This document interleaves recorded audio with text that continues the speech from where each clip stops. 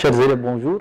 Dans les séances précédentes, on a déterminé la localisation de l'information génétique et sa nature, et puis sa transmission d'une cellule à l'autre lors des divisions mitotiques. Dans cette séance, on va étudier l'expression de l'information génétique. Bien sûr, pour entamer cette séance, on a constaté au sein d'une population homogène de souris l'apparition de souris qui présentent des caractères nouveaux. Bon, comme vous le voyez, elle était obèse et diabétique. Donc, ce sont des souris qui sont mitantes. On a constaté par la suite que les descendants de ces souris obèses présentent les mêmes caractères, et par la suite, ces changements résultent d'un changement au niveau de l'information génétique contenue dans l'ADN de la souris obèse. Donc il s'agit d'une modification au niveau de l'ADN. Un hormone de nature protéique, qui est l'insuline, donc il faut insister sur sa nature qui est une protéine. Elle est produite par insuline normale. Si on l'injecte à une souris obèse, on constate que la maladie disparaît, ou bien la souris obèse retrouve le caractère normal. Donc la souris normale possède la capacité de produire cette protéine. Cette capacité, bien sûr, elle fait défaut chez les souris malades. Et par la suite, on peut supposer qu'il existe une relation entre l'information génétique contenue dans l'ADN et la synthèse des protéines et les caractères héréditaires. Il s'agit ici en l'occurrence de l'obésité dans cet exemple et de la maladie du diabète. Donc de là on peut se poser la question, quelle relation existe-t-il entre l'information génétique contenue dans l'ADN, les protéines synthétisées dans la cellule? Quelle relation existe-t-il entre la synthèse des protéines dans la cellule et les caractères héréditaires? Donc il faut trouver la relation entre l'ADN, l'information génétique, la protéine ou bien les protéines et le caractère héréditaire. Et puis on va essayer de voir quelles sont les grandes étapes de la synthèse des protéines qui sont l'expression de l'information génétique. Bien sûr, avant de répondre à ces questions, il est impératif de rappeler certaines notions, certains concepts. Il s'agit en l'occurrence de la notion de caractère, gène, allèle et mutation. Donc on va commencer par définir la notion de caractère héréditaire. Qu'est-ce qu'un caractère héréditaire? Un caractère héréditaire, ce sont les traits ou bien les marques ou bien les particularités qui caractérisent un individu des autres individus de la même espèce ou bien d'autres espèces.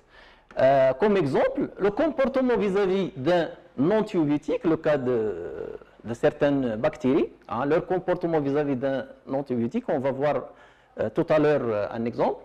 Par exemple, la couleur des cheveux, les groupes sanguins A, B, O, AB, etc., la taille, le poids. Donc tout ça, ce sont des caractères héréditaires. Donc ils caractérisent un individu au sein d'une même espèce ou bien entre les espèces. Et ces caractères héréditaires, bien sûr, sont transmissibles d'une génération à une autre. Maintenant, on va passer à la notion de mutation. Pour définir la notion de mutation, on va explorer le document suivant. Donc, comme vous le voyez, on a ici une suspension d'Escherichia coli, une bactérie qu'on appelle E. coli. Elle est caractérisée par sa sensibilité au streptomycine, c'est-à-dire la streptomycine, c'est un antibiotique, et cette bactérie elle est sensible à la streptomycine, c'est-à-dire qu'elle n'arrive pas à se développer ou bien à se multiplier dans un milieu de culture contenant de la streptomycine. On va prélever un volume de cette suspension et on va l'étaler dans deux boîtes de Petri, la boîte de Petri 1 et la boîte de Petri 2. Donc, qu'est-ce qu'on remarque? Ou bien, qu'est-ce qu'on constate? On constate que dans la boîte de Petri numéro 1, la bactérie ou bien les bactéries les bactéries d'Escherichia coli n'arrivent pas à se développer ou bien à croître ou bien se multiplier dans la boîte numéro 1. Et ceci est logique parce que Escherichia coli, donc cette bactérie, elle est sensible à la streptomycine, à cet antibiotique. En l'occurrence, on remarque au niveau de la boîte de Petri numéro 2, la multiplication de certaines bactéries E. coli qui forment des colonies bactériennes. Donc là, on peut dire que, pour expliquer bien sûr ce résultat, on peut dire que certaines bactéries qui ont été sensibles à la streptomycine, elles ont pu se développer malgré la présence de la streptomycine, et ceci ne peut s'expliquer que par l'acquisition de la résistance à la streptomycine. Donc cette transformation de caractère, le caractère étudié ici, qui est le comportement vis-à-vis de la streptomycine, donc la bactérie a pu changer de caractère plutôt, elle est devenue résistante à la streptomycine. Si on va cultiver ou bien ensemencer ces bactéries dans un autre milieu contenant de la streptomycine, on constate la multiplication des bactéries d'Escherichia coli résistantes, et par la suite, on voit que ce caractère acquis, c'est-à-dire la résistance à la streptomycine, elle est devenue héréditaire. Ouais. Donc, on a constaté qu'aucune colonie ne se développe sur la boîte numéro 1. Ceci confirme que les bactéries prélevées de la suspension initiale et ensemencées sur ce milieu sont sensibles à la streptomycine. Quelles colonies se développent dans la boîte numéro 2? Ceci montre que ces bactéries de la suspension initiale, supposées sensibles à la streptomycine, sont devenues résistantes à cet antibiotique.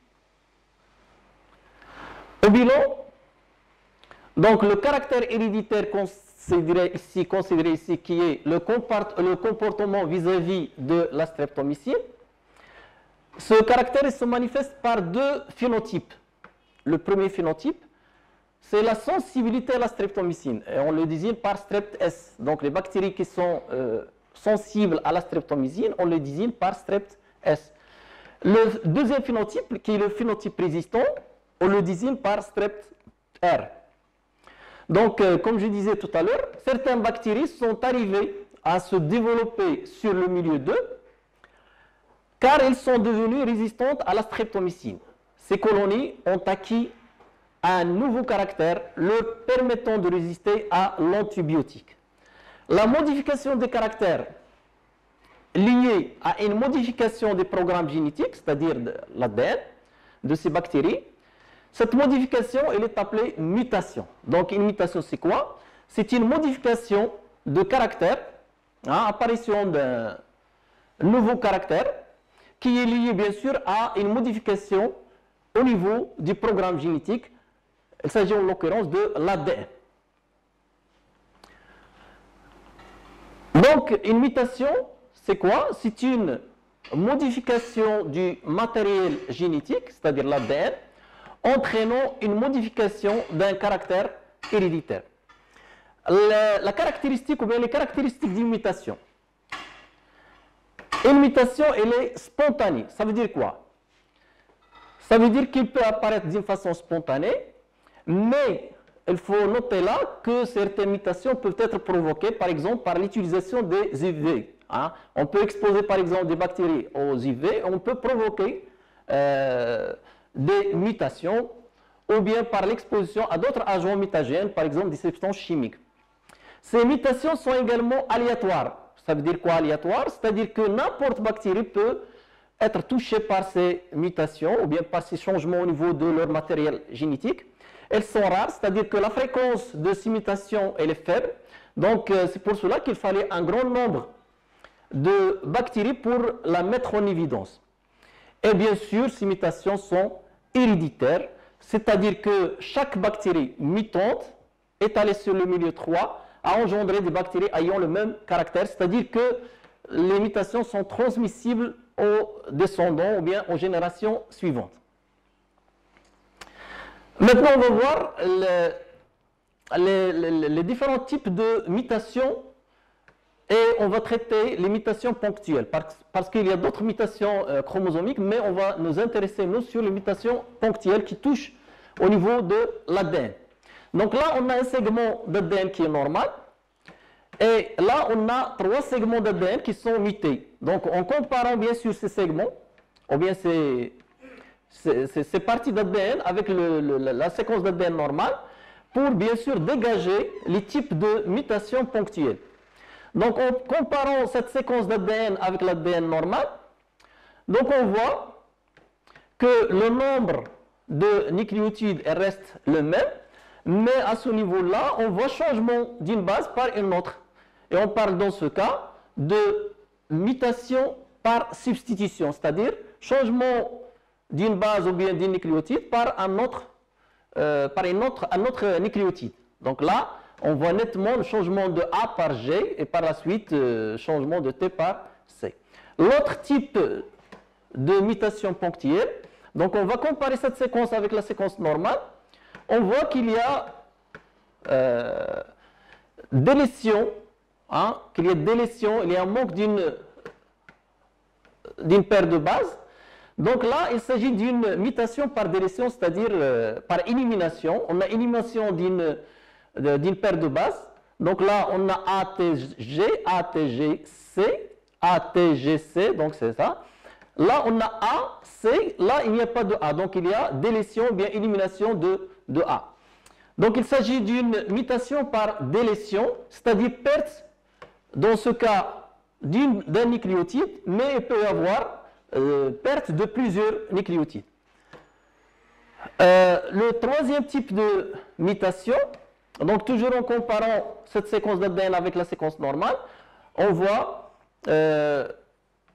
l'ajout, bien élongation, si vous voulez, de cette séquence d'ADN. Donc il y a addition d'une base ou bien de nucléotides au niveau de la séquence. Et on parle de mutation par insertion.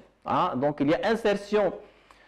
Voilà, comme on le voit ici, insertion d'une paire de bases à ce niveau-là. Et on parle de mutation par insertion, c'est-à-dire par ajout d'un ou plusieurs nucléotides. Dans ce cas, il s'agit d'un ajout d'un nucléotide. Donc, récapitulons, les mutations ponctuelles, elles sont de 3 types. Il y a des mutations par substitution, c'est-à-dire par changement, des mutations par délétion, c'est-à-dire élimination, ou bien perte d'un nucléotide, ou bien mutation par insertion, c'est-à-dire l'ajout d'un nucléotide ou plusieurs nucléotides. Maintenant, on va passer à la notion de gène et notion d'allèle. Donc, un gène, c'est quoi? C'est un morceau, donc pour bien définir la notion de gène, donc on a pris un morceau d'ADN de la méduse et qu'on appelle GFP, qui provoque la bioluminescence verte. Donc là, vous voyez une méduse qui est fluorescente. Lorsqu'on prend un morceau d'ADN de cette méduse qu'on appelle GFP et on va l'insérer dans la cellule œuf d'un lapin, on constate qu'on va avoir un lapin qui est fluorescent. Donc cette fluorescence qui est un caractère héréditaire acquis par le lapin, il est dû à quoi? Il est dû à l'insertion de ce morceau d'ADN dans la cellule œuf, dans l'ADN des cellules œufs du lapin. Donc ce morceau d'ADN qu'on appelle gène, elle est responsable d'un caractère. Donc un gène c'est quoi? C'est une séquence d'ADN, c'est un morceau d'ADN qui est responsable d'un caractère héréditaire. Donc un gène, c'est une portion d'ADN qui code pour un caractère héréditaire. Bien sûr, toutes les gènes ne codent pas pour des caractères héréditaires. Il y en a qui codent, comme on va le voir, pour des ARN.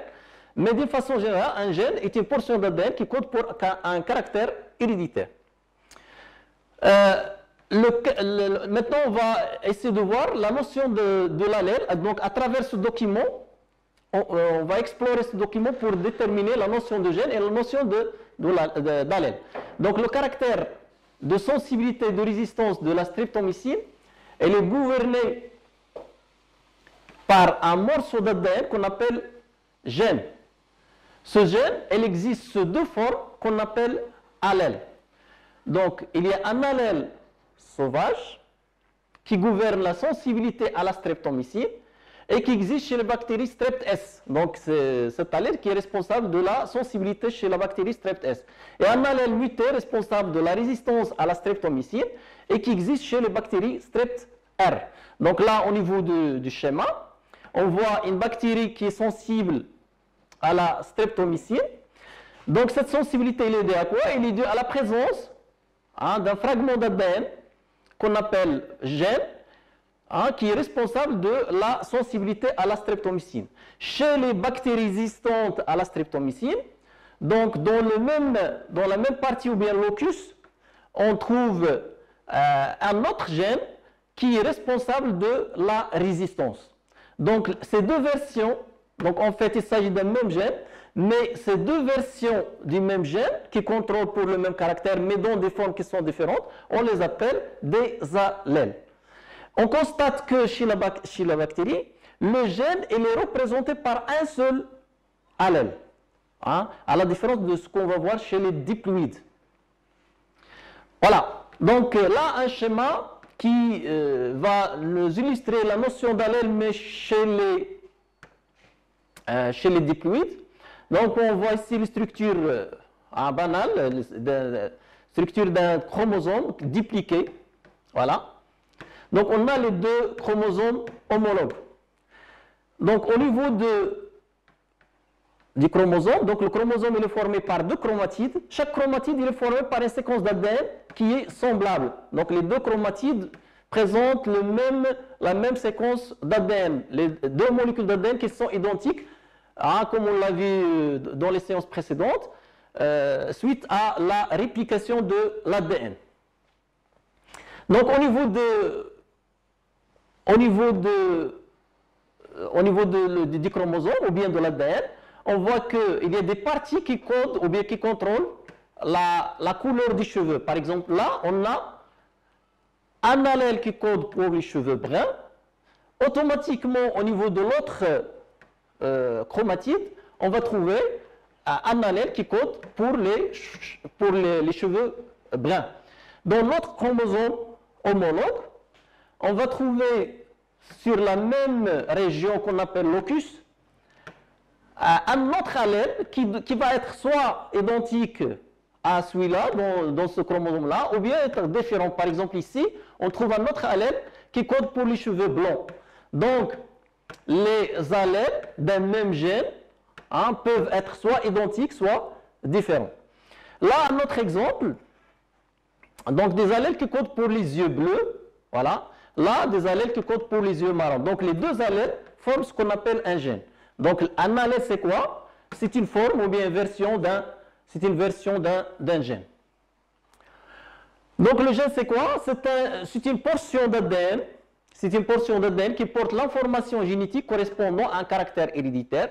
Le gène a une position qu'on appelle locus, constante sur un chromosome chez tous les individus de la même espèce. Un allèle, c'est une forme ou bien une version de gène. En général, un gène est représenté par deux allèles chez les diploïdes occupant le même locus et qui peuvent être identiques ou bien différents.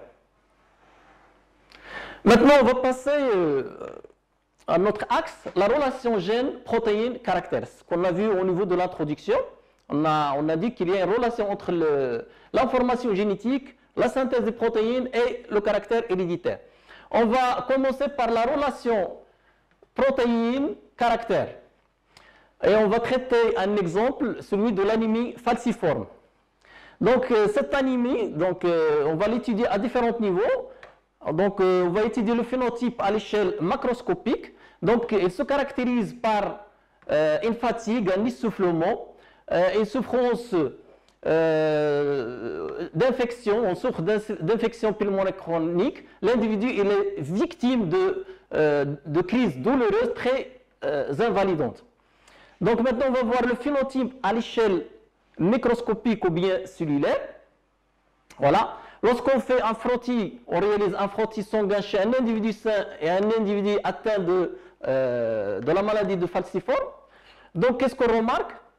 Donc on remarque que l'individu qui présente la maladie donc présente des globules rouges qui sont en fossile. Par contre, les globules rouges chez l'individu sain, ils sont biconcaves, ils sont normales. Donc l'observation d'un frottis sanguin révèle des hématies inhabituelles en forme de fossiles, et alors que l'individu sain possède des globules rouges qui sont normaux biconcaves. La forme en fossile bloque les capillaires sanguins, ralentissent la circulation et provoquent des lésions dans les organes. Ceci à cause d'un manque d'apport d'oxygène en nutriments.